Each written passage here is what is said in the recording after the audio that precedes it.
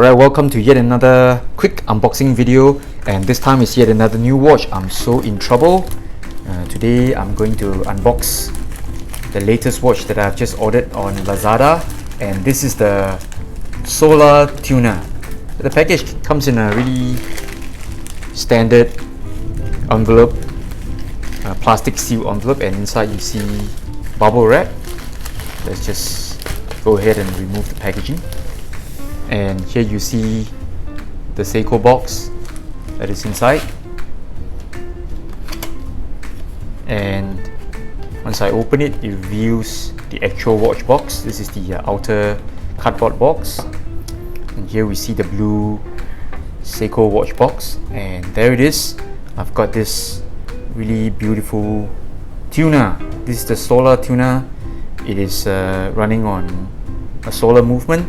I ordered this because I wanted to try out the difference between an actual Seiko model Tuna, and I want to compare between these two watches, the Seiko Tuna and the San Martin Tuna that I just ordered sometime last week.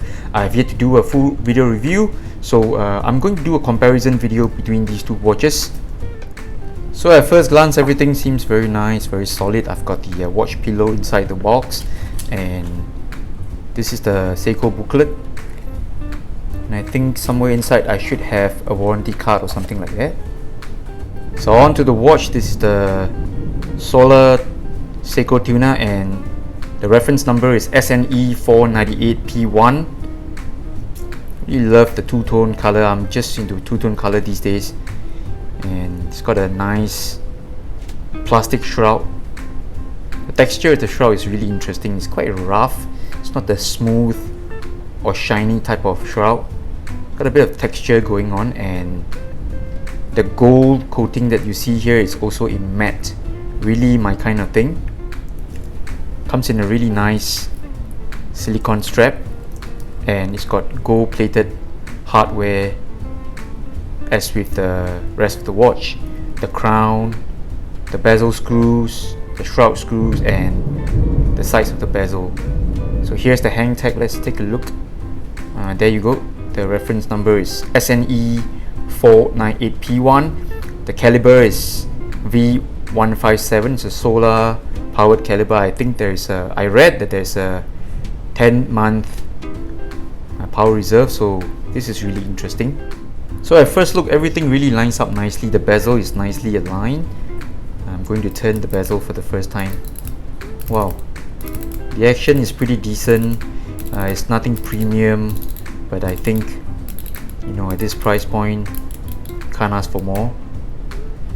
Alright, let's take a look at the crown action. It's a screw down crown, and let's see if the handset is good. Alright, the alignment seems pretty good. Okay, I'm really happy with the purchase. So the case back is pretty standard. It's a screw-in case back, screw-down case back, and it's got the Seiko tsunami motif. I will just remove the sticker one of these days when I go into a full review. Stay tuned. Full review is coming up in a few weeks.